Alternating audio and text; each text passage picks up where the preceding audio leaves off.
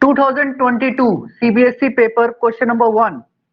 Draw energy band diagram of N-type and P-type semiconductor at temperature more than 0 Kelvin.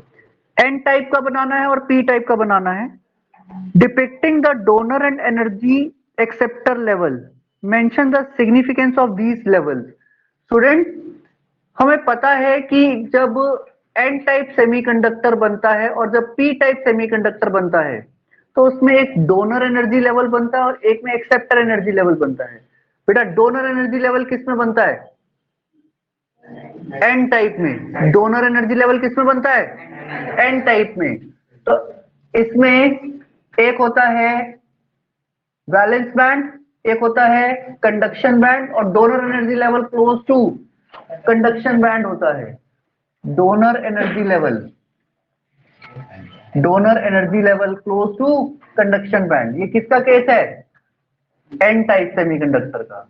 अच्छा जी, अगर P type semiconductor की बात करते हैं तो कंडक्शन बैंड, वैलेंस बैंड और यहां पे बनता है acceptor energy level which is closer to valence band, acceptor energy level. And this is the case of p-type semiconductor. Right? Now, significant. लिख लो. Significance. Write down. In n-type semiconductor,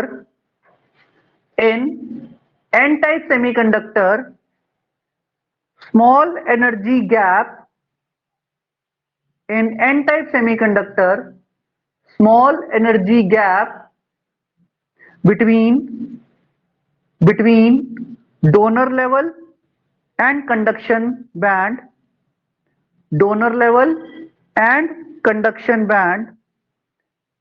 which can easily be covered by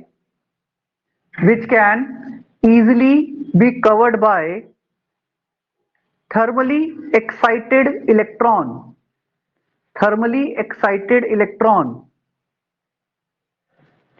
Full stop. Next line में लिखना in p-type semiconductor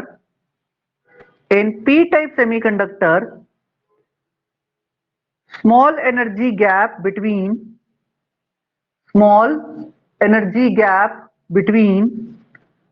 acceptor level and valence band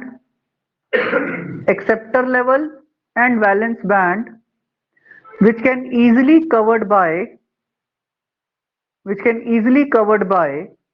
thermally excited electron.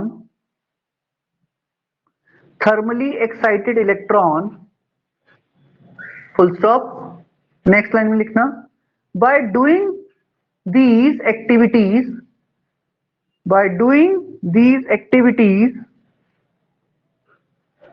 the conductivity of semiconductor is improved.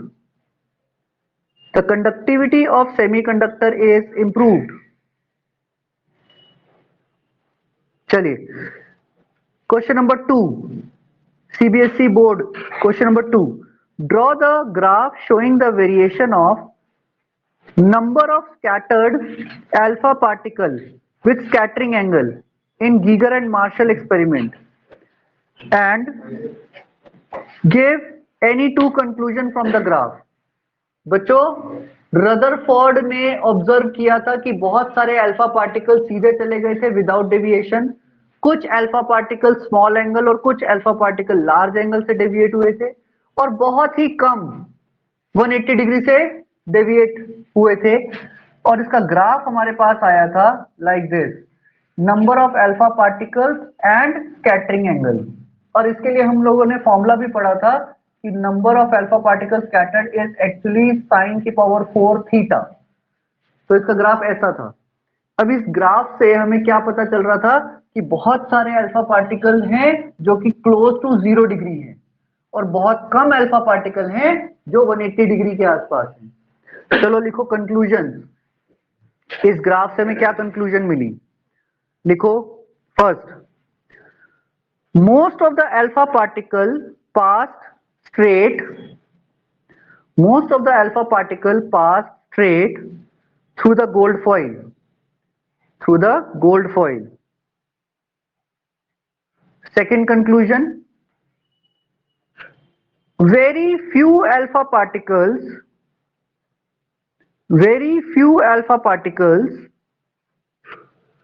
deflected by large angle.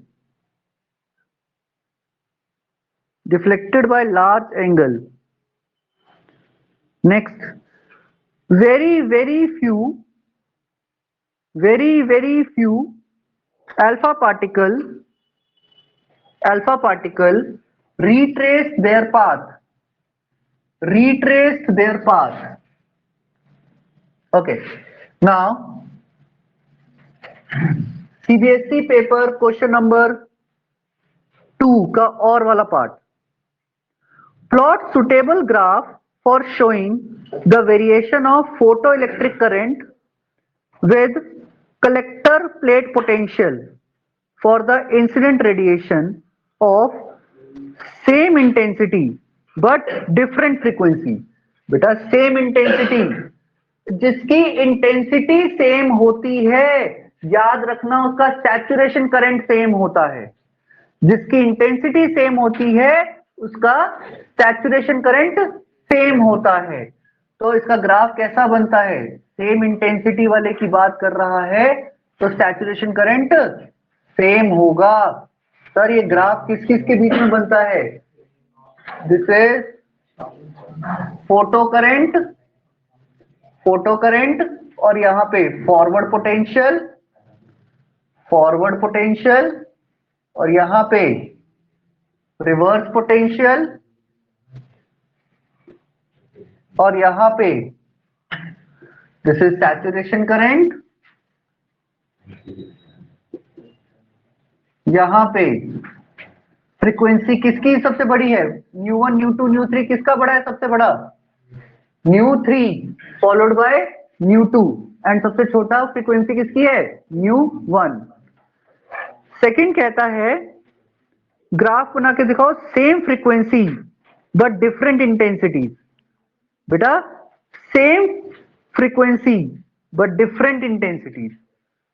अब सोचो same frequency है मतलब H new not तीनों का same है. अरे सोचो फ्रीक्वेंसी सेम है, क्या एनर्जी का फॉर्मूला एच न्यू होता है या एच एफ? अब तीनों की फ्रीक्वेंसी सेम है तो तीनों की एनर्जी सेम है. अब तीनों की एनर्जी सेम है, तीनों की एनर्जी का फॉर्मूला क्या? ई वी नॉट होता है. एनर्जी का फॉर्मूला क्या होता है? तो क्या तीनों का वी नॉट सेम है? अरे नहीं आया. ये देख वी नॉट का मतलब एच एफ बाय ई. अगर तीनों के लिए फ्रीक्वेंसी सेम है, तीनों का चार्ज सेम है, तो क्या तीनों का वी नॉट सेम है? तो ग्राफ स्टार्ट तीनों के लिए एक ही पॉइंट से होगा. यहाँ पे तीनों का स्टार्टिंग पॉइंट एक है लेकिन तीनों की इंटेंसिटी अलग अलग है. तो अगर तीनों की इंटेंसिटी अलग अलग है तो तीनों का सैचुरेशन करंट अलग अलग होगा.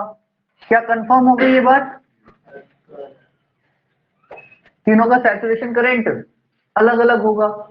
क्लियर है बात? अब सोच वाई एक्सिस पे क्या है? फोटो करंट और एक्स एक्सिस पे क्या है? फॉरवर्ड पोटेंशियल और रिवर्स पोटेंशियल और तीनों का वी नॉट सेम होगा. क्या बात क्लियर है? अरे बात क्लियर है क्या? चलो नेक्स्ट पे आ जाओ. Next question number 3. Right the characteristics of PN junction which makes it suitable for rectification. बेटा आपके पास रेक्टिफायर किस प्रिंसिपल पे काम करता है कि जब फॉरवर्ड बायसिंग होगा तो वो क्लोज स्विच की तरह एक्ट करेगा और जब रिवर्स बायसिंग होगा तो वो ओपन स्विच की तरह एक्ट करेगा. और फॉरवर्ड बायसिंग में करंट फ्लो होगा तो इसलिए हाफ वेव गेट रेक्टिफाइड हो जाती है हाफ वेव रेक्टिफायर में और फुल वेव रेक्टिफाइड होती है जहां पे हम दो डायोड लगाते हैं. बेटा लिखो The unidirectional property of a diode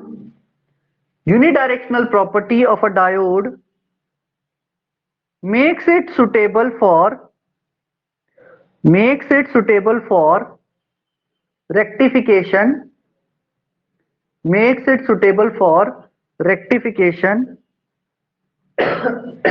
that is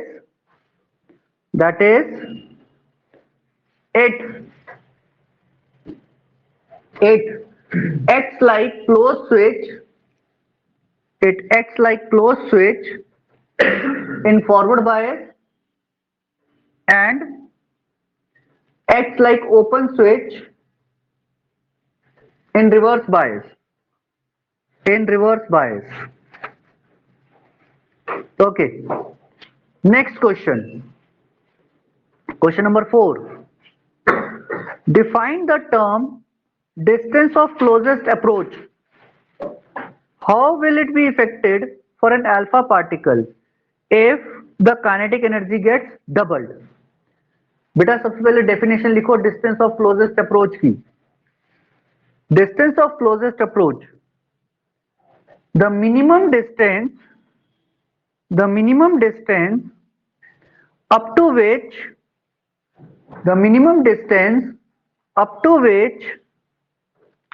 alpha particle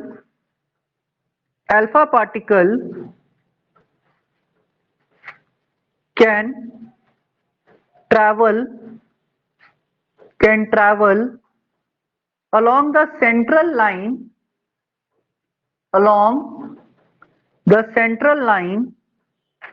of the nucleus before it rebound.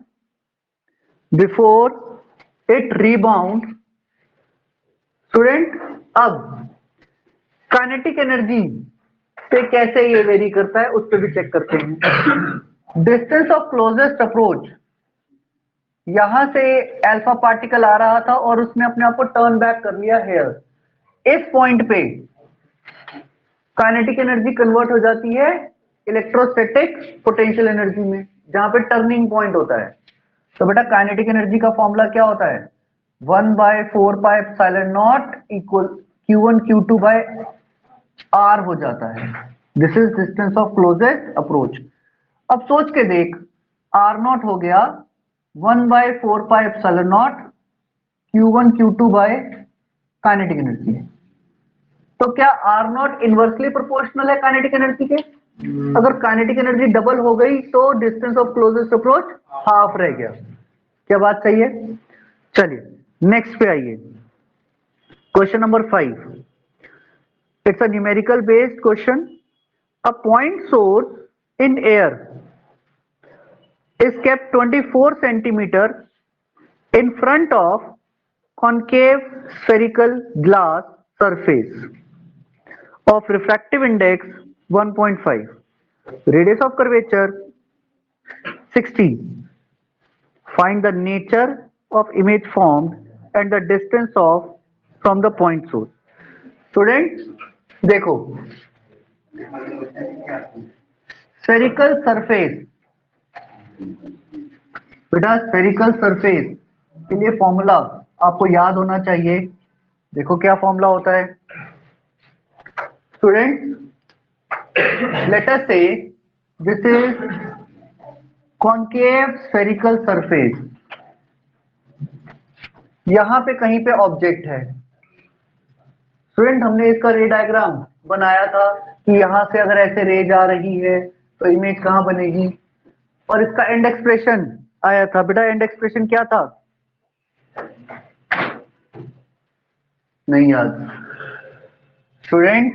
And expression μ2 by v minus μ1 by u equals to μ2 minus μ1 by r. अब आपको क्वेश्चन में जो दे रखा है उनको विद साइन कन्वेंशन अब यहाँ पे पुट करना शुरू करते हैं. आपको क्वेश्चन में गिवन है u कितना है? बेटा u कितना है? ऑब्जेक्ट 24 सेंटीमीटर पे पड़ा है, तो u कितना है? 24 माइनस की प्लस माइनस, एयर का रिफ्रैक्टिव इंडेक्स कितना होता है 1, तो ये हो गया -24। आगे बढ़ते हैं बेटा, V तो निकालना है, V तो निकालना है। रिफ्रैक्टिव इंडेक्स ग्लास का कितना दे रखा है 1.5 -1 डिवाइड बाय। अब बात करते हैं रेडियस। अगर मैं इसका रेडियस कंप्लीट करूं तो क्या इधर से बनेगा ऐसे, इंसिडेंट रे के अपोजिट, तो R जो बनेगा वो नेगेटिव या पॉजिटिव, अरे इंसिडेंट रे के अपोजिट जा रहा है बेटा, नेगेटिव। कितना, कितनी वैल्यू दे रखी है 60, करेक्ट। अब यहां से कैलकुलेट करेंगे तो मेरे पास V आ जाएगा। बात समझ आई? ओके। और कॉनकेव स्फेरिकल सरफेस है, इमेज इसी की यहीं पे बन रही है। कैसी बनती है, वर्चुअल एंड इरेक्ट। चलिए next question, question number 6, again numerical based. Calculate the energy release in mega electron volt in the following reaction. बेटा आपके पास क्या हुआ बेटा, स्टूडेंट आपके पास क्वेश्चन नंबर 6 कहता है H12 रिएक्ट कर रहा है H13 के साथ और दे रहा है आपको He24 और साथ में न्यूट्रॉन। और बेटा आपको क्वेश्चन में मेंशन है कि H12 का मास है 2.014102, H13 का मास है 3.016049, हीलियम का मास दे रखा है 4.002603 और इसका प्रोटॉन का मास दे रखा है, न्यूट्रॉन का मास दे रखा है 1.008665। अब स्टूडेंट आपके पास total mass of product add करिए, मतलब प्रोडक्ट का जो मास है उन्हें ऐड कर दीजिए, हीलियम प्लस न्यूट्रॉन, और टोटल मास ऑफ रिएक्टेंट कर दीजिए, that is hydrogen H12 and H13, दोनों को सब्ट्रैक्ट कर दीजिए। बेटा प्रोडक्ट का मास थोड़ा सा कम आपको दिखाई दे विद रिस्पेक्ट टू रिएक्टेंट, तो मास गया कहां, तो मास डिफरेंस एनर्जी में कन्वर्ट हो गया होगा। तो बेटा पहले आप दोनों रिएक्टेंट के मास को ऐड करें, दोनों प्रोडक्ट के मास को ऐड करें, दोनों को सब्ट्रैक्ट करें तो मास डिफेक्ट आएगा। और मुझे पता है कि 1 AMU का मास डिफेक्ट आपको 931.5 मेगा इलेक्ट्रॉन वोल्ट एनर्जी देता है।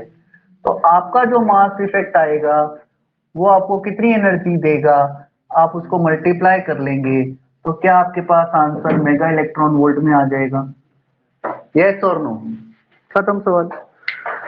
चलिए come to question number 7। Question number 7 कहता है explain with the help of suitable diagram the phenomena on which optical fibre work, mention any 2 uses of optical fibre. बेटा optical fibre किस principle पे काम करता है, मल्टीपल टोटल इंटरनल रिफ्लेक्शन पे, very good.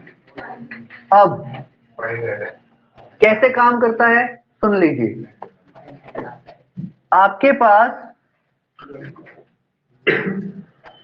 इसमें दो लेंसेज, इसमें दो ग्लासेस होते हैं, एक अंदर वाला ग्लास और एक बाहर वाला ग्लास। अंदर वाले ग्लास को कहते हैं कोर और बाहर वाले को कहते हैं क्लैडिंग। और रिफ्रैक्टिव इंडेक्स ऑफ कोर हमेशा बड़ा रखा जाता है क्लैडिंग से। ऐसा इसलिए रखा जाता है ताकि टोटल इंटरनल रिफ्लेक्शन की कंडीशन सेटिस्फाई की जा सके कि लाइट ऑप्टिकल डेंसर से ऑप्टिकल रेयरर मीडियम की तरफ आए। और सेकेंड, अगर angle of incidence critical angle से बड़ा हो गया तो दोनों कंडीशन सेटिस्फाई हो जाएंगी और टोटल इंटरनल रिफ्लेक्शन होगी। और लाइट ऐसे टकरा के अपनी जगह पे वापस आएगी, लाइक दिस। बेटा ऑप्टिकल फाइबर आप कहां कहां पे यूज करते हैं? लॉन्ग डिस्टेंस कम्युनिकेशन, जहां पे फास्ट कम्युनिकेशन करना है। में मेट्रोपॉलिटन सिटीज या मतलब सिटीज में। yes. आपके पास लॉन्ग डिस्टेंस कम्युनिकेशन में मेडिकल सर्जरीज के टाइम पे आप ऑप्टिकल इंस्ट्रूमेंट्स का यूज करते हैं, ठीक है स्टूडेंट। आपके जो फोटोमेट्रिक सेंसर्स हैं, मतलब जो लाइट से सेंस करते हैं, जैसे कि बर्गलर अलार्म्स वगैरह, वहां पे आप ऑप्टिकल फाइबर का यूज करते हैं। Okay, now come to question number 8।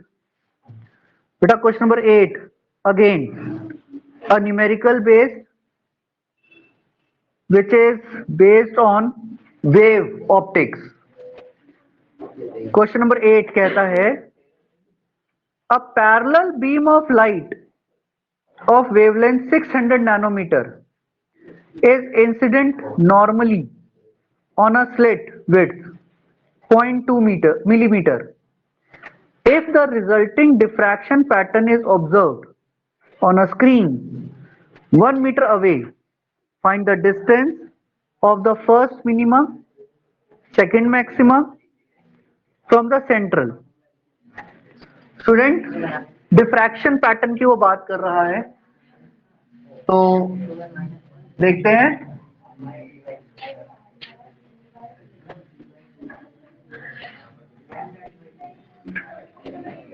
चलिए नाउ स्टूडेंट, अगर आप डिफ्रैक्शन पैटर्न को देखते हैं, diffraction pattern N lambda D by small D, ये कंडीशन मिनिमा की है मैक्सिमा की है? This is a condition for minima.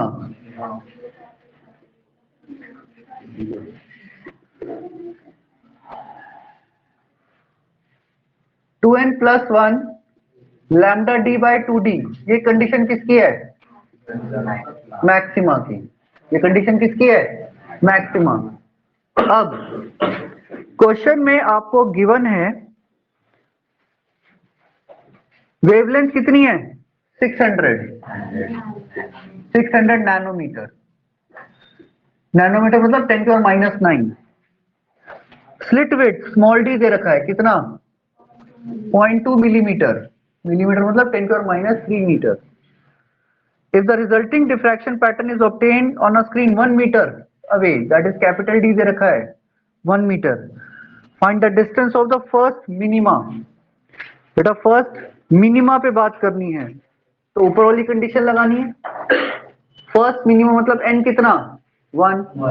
तो ऊपर वाली कंडीशन में लैम्डा पता है, डी पता है, स्मॉल डी पता है। सेकंड कहता है सेकंड मैक्सिमा। बेटा second maxima student, second maxima आपके पास पुट कर दो तो वैल्यू आ जाएगी, आंसर आ गया। बात समझ आ रही है? बस क्वेश्चन फिनिश। सिर्फ वैल्यू बेस्ड क्वेश्चन है ये तो। ओके चलिए आगे आते हैं। क्वेश्चन नंबर 8 का ही और वाला पार्ट। क्वेश्चन नंबर 8 का और पार्ट देखिए।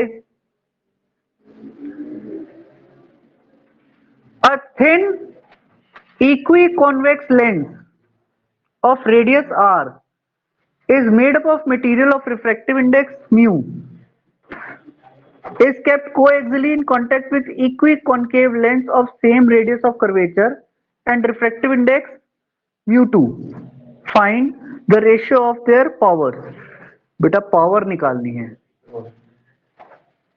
आपके पास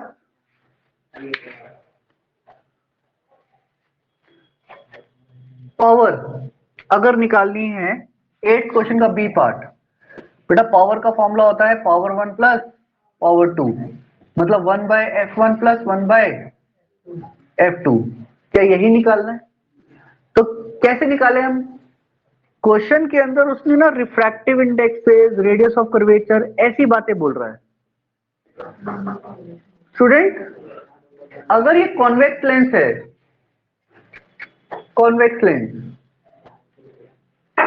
तो एक बहुत अच्छा क्वेश्चन है ये, जहां पे उसने आपसे लेंस मेकर फॉर्मूला भी चेक करवा लिया, कॉम्बिनेशन ऑफ पावर भी चेक करवा लिया। पहली बार रे जब यहां टकराएगी तो इसका रेडियस यहां बनेगा,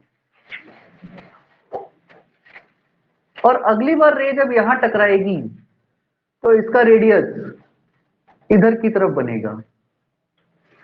अब सोचो, इंसिडेंट रे की सेम डायरेक्शन में है तो R1 हो गया पॉजिटिव, इंसिडेंट रे की सेम डायरेक्शन में तो R1 हो गया पॉजिटिव, और R2 हो गया नेगेटिव। तो आपके पास 1/f equals to mu, mu कितना दे रखा है कन्वेक्स के लिए, म्यू ही है, म्यू -1 1/+r -1/-r। बात समझ आई? 1/r1 -1/r2, तो कितना आंसर आया? Mu -1 2/r। ये आपके पास 1/f1 आया है जो यहां यूज होगा। अब सेकंड में उसने क्या बोला था? A thin equiconvex lens of radius this made up of material mu1 is kept coaxially with contact with equiconcave lens of same radius. बेटा equiconcave, equiconcave देखो, जब पहली बार रे यहां टकराएगी तो इसका रेडियस यहां बनेगा ना, और अगली बार रे जब यहां टकराएगी तो इसका रेडियस यहां बनेगा। तो R1 नेगेटिव या पॉजिटिव? R1 नेगेटिव या पॉजिटिव? बेटा इंसिडेंट रे के सेम डायरेक्शन अपोजिट डायरेक्शन? बेटा R2 नेगेटिव या पॉजिटिव? R2 पॉजिटिव है ना। अब बताओ इसका F1 कितना होगा? 1/f2 equals to μ2 -1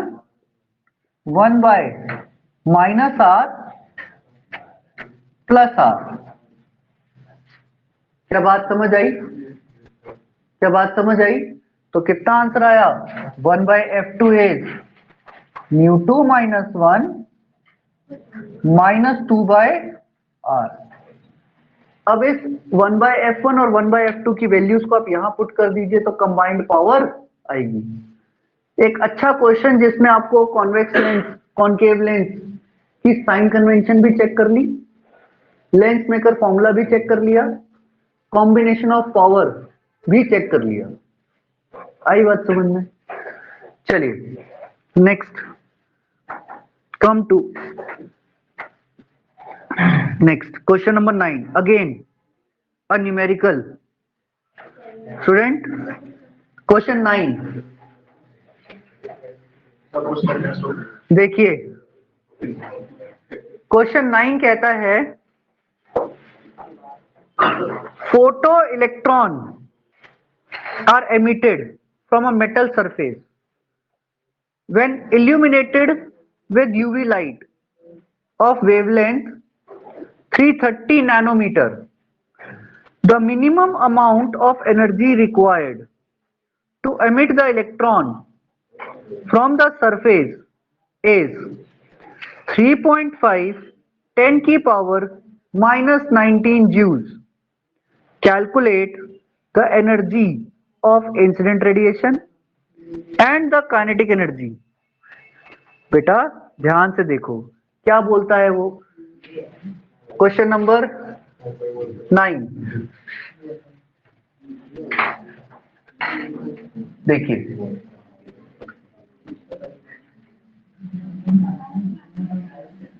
student look at the board. आपके पास एक फोटो सेंसिटिव मटेरियल है जिस पे आपने लाइट डाली है, और उस लाइट की वेवलेंथ जो आपने डाली है वो है 330 नैनोमीटर। ठीक है, तो आपने कितनी एनर्जी डाली है? लैम्डा दे रखा 330 नैनोमीटर, तो आपने कितनी एनर्जी डाली है, equal to H C by lambda. आपको एक्स पता है, सी पता है और लैम्डा पता है। अच्छा जी, आगे क्या बोलता है, the energy of the incident, the kinetic energy of photo electron. बेटा काइनेटिक एनर्जी क्या होती है, applied energy, applied energy minus threshold energy, जिसे आप वर्क फंक्शन के नाम से भी जानते हो। अब बेटा ध्यान से देख, applied energy H C by lambda, threshold energy question में खुद ही गिवन है, माइनस कर दे आंसर आ गया। तो क्वेश्चन डिफिकल्ट नहीं है। आजा next, state the working principle of light emitting diode. Write any two important advantage and two disadvantage. Student, लिख लो लाइट एमिटिंग डायोड के बारे में, लिख लो, लिखो। When the diode is forward biased, when the diode in forward bias, electrons are sent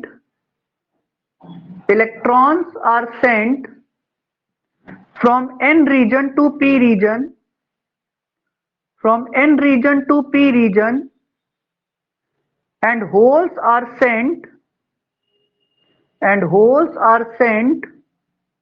from p region to n region, full stop. At the junction, the concentration of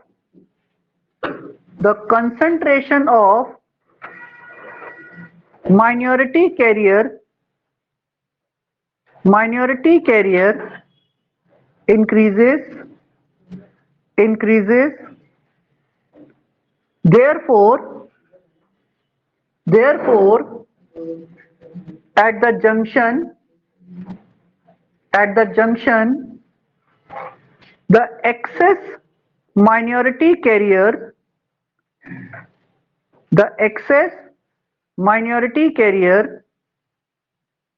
recombine with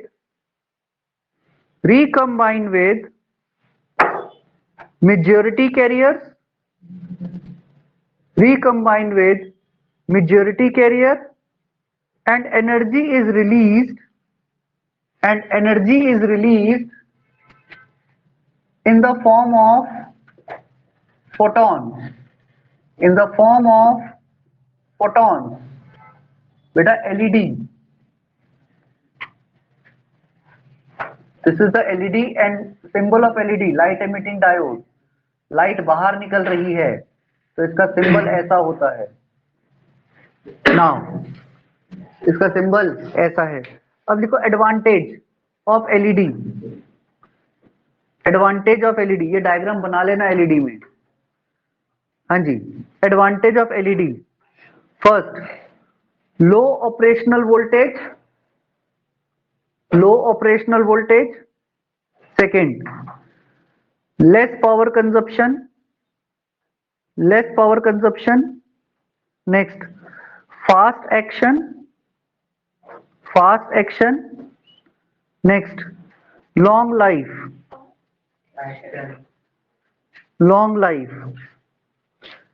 disadvantage high cost, can get damaged due to overheating,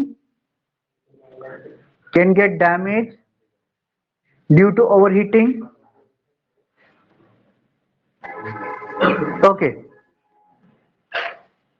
Next question number 11 कहता है monochromatic light is incident on a surface separating two media. Frequency of light after refraction remains unaffected but wavelength changes. Why? बेटा ये question आपके exam में पहले भी कई बार आ चुका है कि ड्यूरिंग रिफ्रैक्शन वेवलेंथ चेंज हो जाती है, फ्रीक्वेंसी चेंज क्यों नहीं होती? राइट डाउन, लिखो। Refraction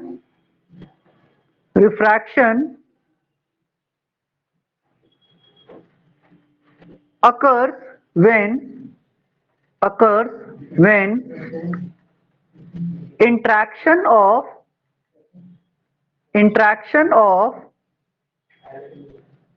incident light with the atomic constituents of matter, full stop. Atoms may be considered as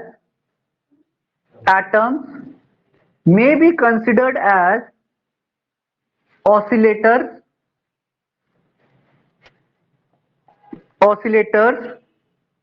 which take up the frequency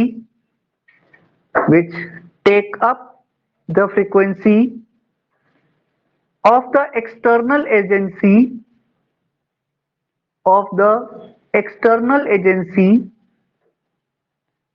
which cause forced oscillations.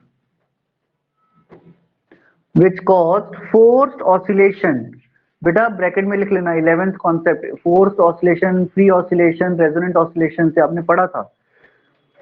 Thus, the frequency of refracted light is equal to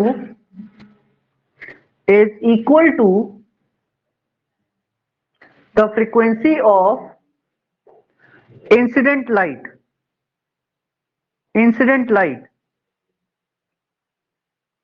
अब wavelength कैसे change होती है? लिखो next बेटा, refractive index का formula लिखे आप, λ1 by λ2, student λ1 by λ2 लिखें, because wavelength depends on refractive index,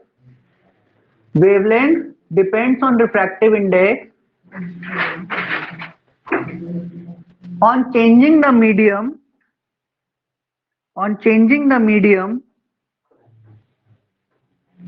refractive index changes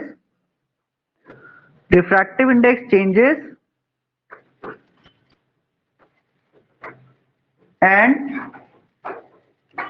hence wavelength changes.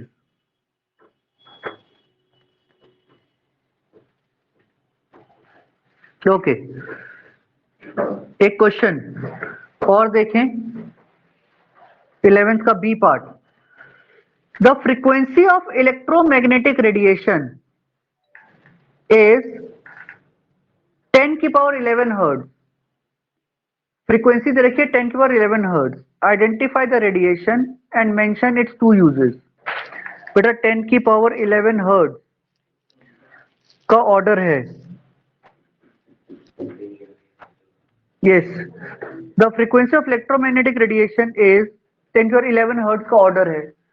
लिखो, this order belongs to infrared और माइक्रोवेव और रेडियो वेव। इंफ्रारेड, माइक्रोवेव और रेडियो वेव। बेटा इंफ्रारेड के यूजेस लिखो, कोई भी यूजेस लिख सकते हैं आप। इंफ्रारेड के यूजेस लिखो, it is used in remote control, second it is used in green house effect, next it is used in reading secret writing, used in reading, secret writing. Next, infrared lamps, infrared lamps. Microwave के uses लिख लो बेटा। Microwave, it is used in radar system. Microwave, it is used in radar system. Second, it is used in microwave ovens. Used in microwave ovens. Next, used in communication. Used in communication with geostationary satellites. With geostationary satellites.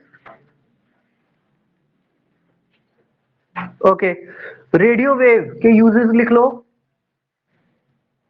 Radio wave के uses लिख लो। It is used in TV transmission. It is used in TV transmission. Second, it is used in radio broadcast. Next, it is used in mobile transmission.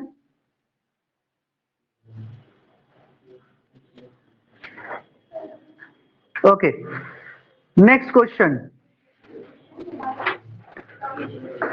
एक question और सुनो। Trace the path of ray of light PQ which is incident at an angle I on one face of a glass prism. It then emerges out with the other face with angle E. Use the ray diagram to prove the angle through which the ray is deviated. Student, basically prism formula का एक intermediate result मांग रहा है, delta वाला, delta plus angle E. Student, तो आपको जो prism formula अभी रिसेंटली डिराइव करवाया था, तो आपको पूरा प्रिज्म फॉर्मूला याद रखना है, derivation. Second, what will be the minimum value of deviation if the ray passes symmetrically through the prism. Student, B part में वो पूछ रहा है कि बताओ मिनिमम एंगल ऑफ डेविएशन की कंडीशंस क्या क्या होती हैं। The refracted ray goes parallel to the base. Second, angle I equals to angle E। Third, angle R1 equals to angle R2। Students, आ जाओ केस स्टडी क्वेश्चन के ऊपर। Student, case study question. बेटा, case study question के अंदर आपको many a time case study पढ़ने की रिक्वायरमेंट ही नहीं होती, क्योंकि ये अनसिम पैसेज थोड़ी है जहां से आपको उसमें से आंसर मिलेगा। वो तो एक कॉन्सेप्ट है कि हम इस कॉन्सेप्ट पे क्वेश्चन पूछेंगे। देखो, question number 1,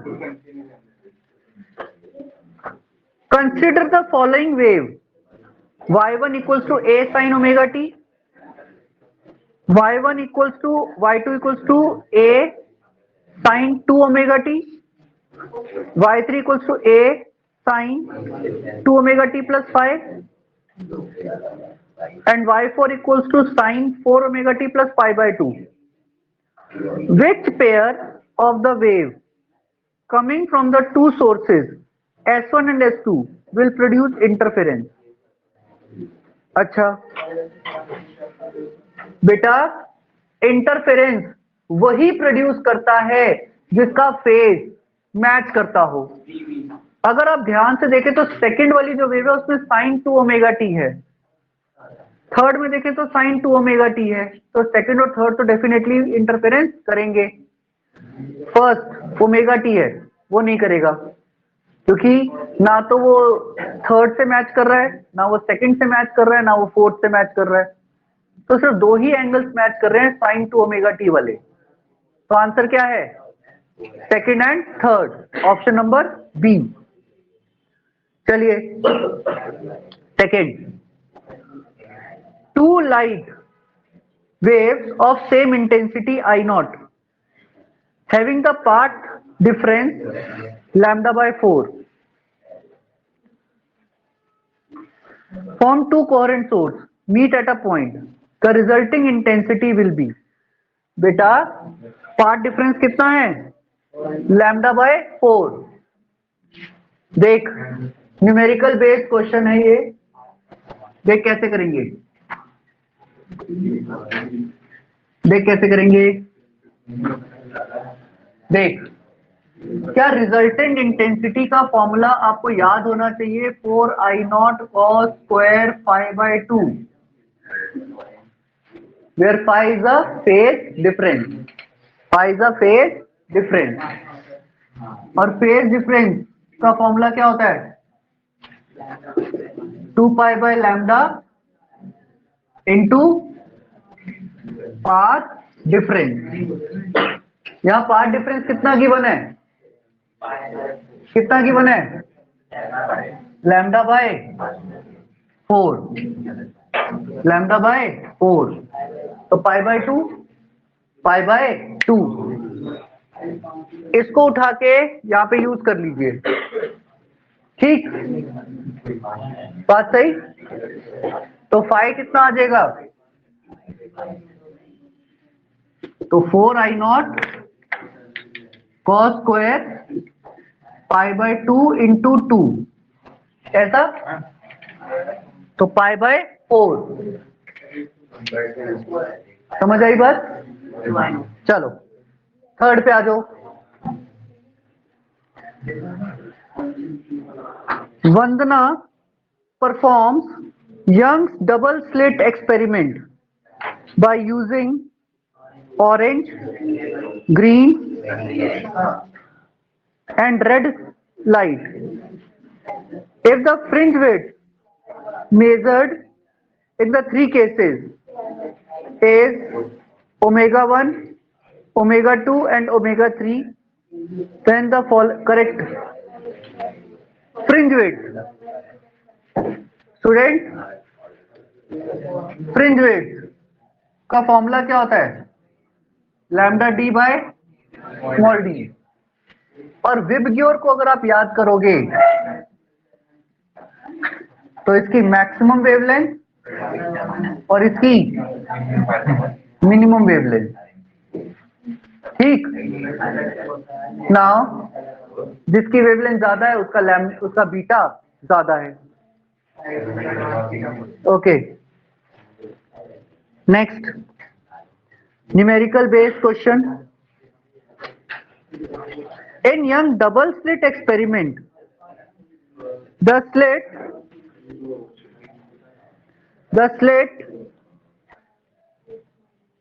separation is 0.8 millimeter and interference pattern is obtained on the screen 50 centimeter from the plate of the slit. If the first bright fringe is formed 0.4 millimeter from the central, the wavelength used is, बेटा interference की बात कर रहा है, maxima की बात कर रहा है, तो यूज करें N lambda D by small D. आपको देखो वाई दे रखा है, ऑर्डर दे रखा है, कैपिटल डी और स्मॉल डी सब दे रखा है, आपसे वेवलेंथ डिमांड. बेटा एन लिखा तो है वहां पे, देखो फर्स्ट ब्राइट फ्रिंज एन हो गया 1. ठीक है, 0.4 मिलीमीटर फ्रॉम, बेटा आपको वाई दे रखा है 0.4 मिलीमीटर. अब बेटा कैलकुलेट कर लेना, इसमें सिर्फ लैम्डा को छोड़ के बाकी सब तो दे ही रखा है. चलिए अगले पे आ जाओ. Consider the effect of angular separation of fringes in the Young double slit due to the following operation. The slit moved away from the plane of the slit. बेटा किसको अवे लेके गए, the screen is moved away, मतलब capital D बढ़ाया. बेटा capital D बढ़ाया. Second, the separation between the two slit is increased. Separation between the two slits is increased. बेटा capital D बढ़ाया, स्मॉल d बढ़ाया. अब बताओ बीटा किस केस में बढ़ेगा, किस केस में कम होगा? बीटा बढ़ेगा। क्या बीटा का फॉर्मूला हमें कैपिटल डी स्मॉल डी की टर्म में पता है? बड़ा डी बढ़ेगा। अब वो आपसे यही 4 केसेस पूछ रहा है, किस केस में इंक्रीज दिखाई देगा, किस केस में डिक्रीज दिखाई देगा. क्या बात क्लियर है? Yes sir. ओके.